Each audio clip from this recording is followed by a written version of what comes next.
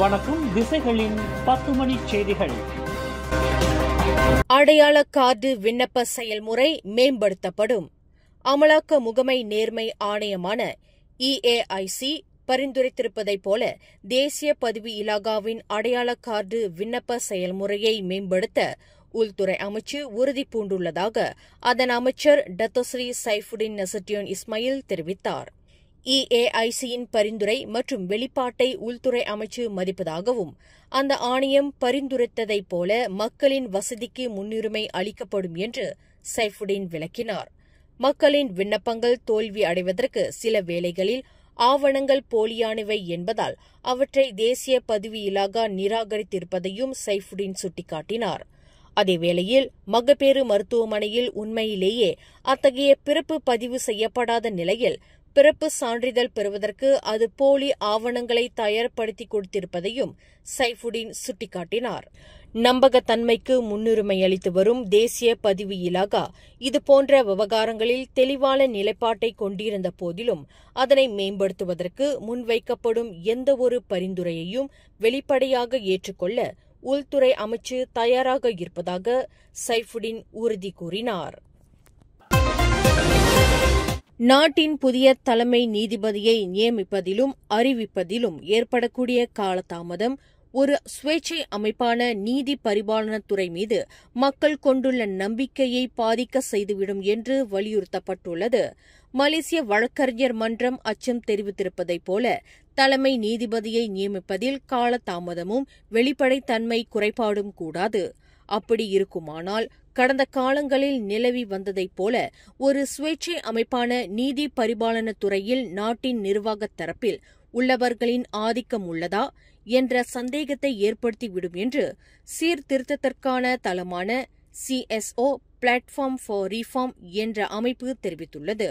அதேவேளையில் தலைமை நீதிபதியின் நியமனத்தை பிரதமரால் செய்யக்கூடாது என்று முன்னாள் தலைமை நீதிபதி துன் தங்கு மைமுன் துவான் மார்ட்டின் கருத்தை அந்த அமைப்பு ஆதரிப்பதாக குறிப்பிட்டுள்ளது. வரும் ஜூலை 8ஆம் தேதி முதல் 11ஆம் தேதி வரை கோலாலம்பூர் சிட்டி சென்டரில் ஆசியான் வெளியுறவு அமைச்சர்களுக்கான ஆசியான் மாநாடு நடைபெறுகிறது. இதனையொட்டி கில்லான் பள்ளத்தாக்கில் 3 நெடுஞ்சாலைகள் மற்றும் 15 பிரதான சாலைகள் கட்டம் கட்டமாக மூடப்படும் என்று புக்கிட்-அமான் போலீஸ் தலைமையகத்தின் போக்குவரத்து பிரிவு அறிவித்துள்ளது.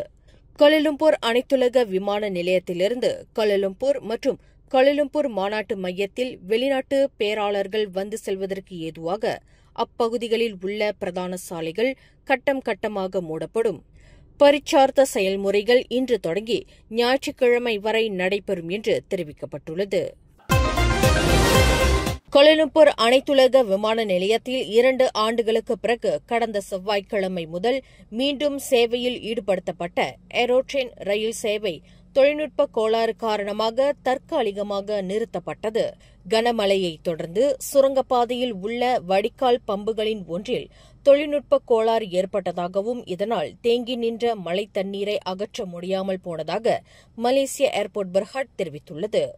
முன்னெச்சரிக்கை நடவடிக்கையாக பாதுகாப்பை உறுதி செய்யும் பொருட்டு தேங்கி நிற்கும் தண்ணீர் கைமுறையாக அகற்றப்பட்டு தண்டவாளங்கள் பயன்பாட்டிற்கு பாதுகாப்பானவை என்பதை உறுதிப்படுத்தப்படும் வரை ஏரோட்ரெயின் ரயில் சேவை தற்காலிகமாக நிறுத்தப்படுவதாக மலேசிய ஏர்போர்ட் பெர்ஹட் அறிவித்துள்ளது. தம்முடைய சேவை மையம் மூடப்பட்டு இருக்கிறது என்று தெரிந்திருந்தும் ஒரு கோரிக்கை கடிதத்தை சமர்ப்பிப்பதற்கு சுங்கை புலோ பாஸ் கட்சி தலைவர் ஜஹருடின் முகமது தமது அலுவலகத்திற்கு வந்திருப்பது தவறான எண்ணங்களை உருவாக்கும் நோக்கிலேயே அவ்வாறு செய்துள்ளார் என்று மனிதவள அமைச்சர் ஸ்டீவன் சிம் குற்றஞ்சாட்டினார். தமது தாத்தாவின் மறைவையொட்டி கடந்த ஜூலை 3ஆம் தேதி சேவை மையத்தில் உள்ள அனைத்து பணியாளர்களும் இறுதி மரியாதை செலுத்த சென்றதால் அலுவலகத்தை மூட வேண்டிய நிர்பந்தம் ஏற்பட்டது. அலுவலகம் மூடப்படுவது குறித்து முன்கூட்டியே தெரிவிக்கும் வகையில் அலுவலகத்தின் பிரதான வாசலில் அறிவிப்பு ஒன்று ஒட்டப்பட்டு இருந்தது என்று ஸ்டீவன் சிம் விளக்கினார். உண்மையிலே இனம், மதம் அல்லது அரசியல் கட்சி பின்னணியை பொருட்படுத்தாமல் தனது அலுவலகத்திற்கு வருகை தரும் அனைத்து தரப்பினரையும் தாம் வரவேற்பதாக ஸ்டீவன் சிம் குறிப்பிட்டார். பாஸ் கட்சியை சேர்ந்தவர்கள் கூட உதவி கேட்டு தமது அலுவலகத்திற்கு வந்திருப்பதையும் ஸ்டீவன் சிம் நினைவு கூர்ந்தார். ஆனால் கேள்விக்குரிய விஷயம் என்னவென்றால், அந்த பாஸ் தலைவர் பிற்பகல் 3:30 மணிக்கும் பின்னர் மாலை 5:15 மணிக்கும் வந்ததாக கூறினார். எனது அலுவலகம் திறக்கப்படவில்லை என்று அவர் கூறியுள்ளார். அலுவலகம் திறக்கப்படவில்லை என்றால் எனது சேவை மையம் செயல்படவில்லை என்ற ஒரு தவறான எண்ணத்தை உருவாக்கவே அந்த பாஸ் தலைவர் முயற்சித்துள்ளார் என்று ஸ்டீவன் சிம் விளக்கினார்.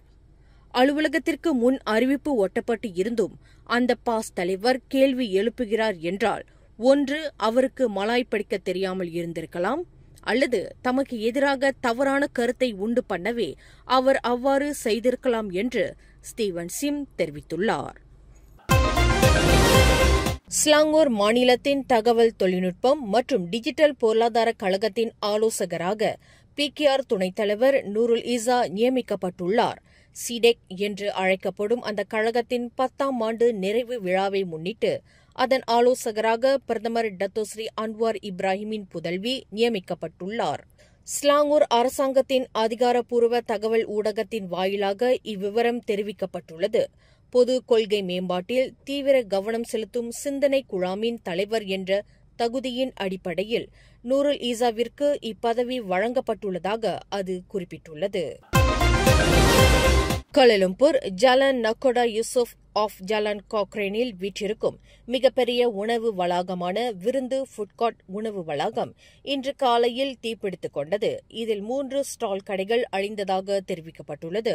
காலை 8:15 மணிக்கு ஏற்பட்ட இந்த தீச்சம்பவத்தில் மொத்தம் 7 ஸ்டால் கடைகள் பாதிக்கப்பட்டன. இதில் 3 கடைகள் முற்றாக அழிந்ததாக கோலாலம்பூர் தீயணைப்பு மீட்புப் படையின் செயலாக்க கமாண்டர் நூர் ஜலேஹா ஜைனால் தெரிவித்தார். பாதிக்கப்பட்ட எஞ்சிய ஸ்டால் கடைகள் 20 விழுக்காடு சேதமுற்றதாக அவர் குறிப்பிட்டார். ஒரே கூரையின் கீழ் பல வகையான உணவுகளை பரிமாறும் விருந்து ஃபுட்கார்ட்டில் 25க்கும் மேற்பட்ட ஸ்டால் கடைகள் செயல்பட்டன.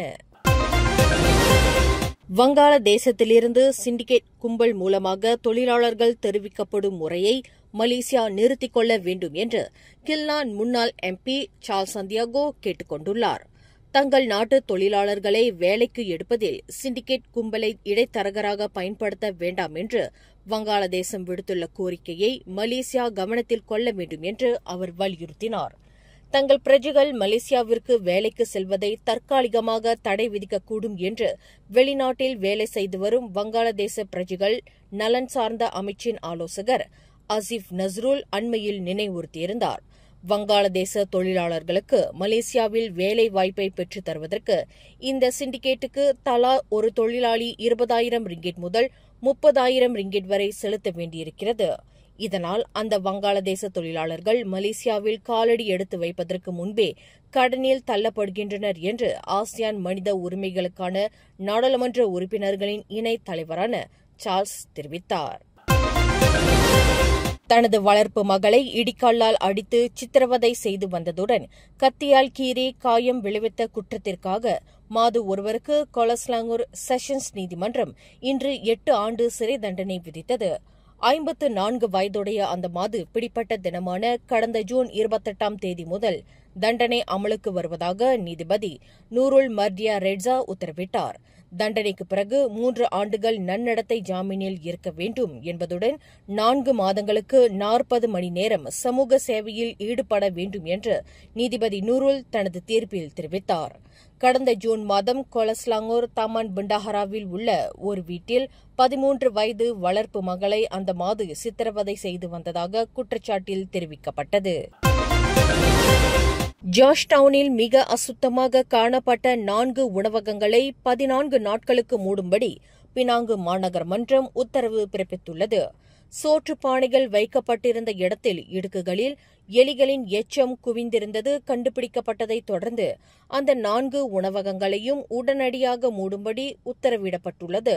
இன்று காலையில் மாநகர மன்றத்தின் சுகாதார பிரிவின் அமலாக்க அதிகாரிகள் உணவகங்களில் திடீர் சோதனை மேற்கொண்ட போது சம்பந்தப்பட்ட 4 உணவகங்கள் அசுத்தத்தின் உறைவிடமாக இருந்தது கண்டுபிடிக்கப்பட்டுள்ளது என்று இன்று வெளியிட்ட ஓர் அறிக்கையில் தெரிவித்துள்ளது. சிரம்பான் சுங்கைகாடூர் தாமான் துங்கு ஜஃபாரில் வீற்றிருக்கும் ஸ்ரீ ஆதி பெரிய நாயகி அம்பாள் உடனுரை ஸ்ரீ மகா ராஜராஜேஸ்வரர் தேவஸ்தானத்தின் வருடாந்திர மகோற்சவ பெருவிழா வரும் ஜூலை 6ஆம் தேதி ஞாயிற்றுக்கிழமை வெகு சிறப்பாக நடைபெறவிருக்கிறது. இதனையொட்டி ஜூலை 5ஆம் தேதி சனிக்கிழமை கற்பூர திருவிழா மற்றும் ஜூலை 6ஆம் தேதி ஞாயிற்றுக்கிழமை உற்சவ திருவிழாவுடன் பஞ்சமூர்த்திகள் ரத புறப்பாடு நடைபெறும்.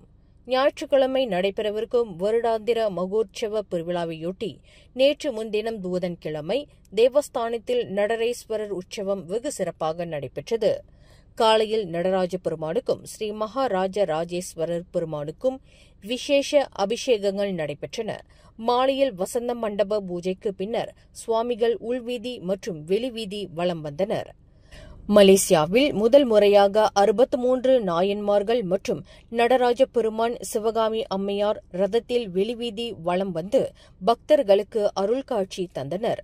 உடன் பக்தர்களும் பன்னிசை திருமுறை பாராயணம் நடைபெற்று கோஷங்கள் எழுப்பிய வண்ணம் பக்தி பரவசத்துடன் சென்றது உற்சவத்திற்கு முத்தாய்ப்பாக அமைந்தது.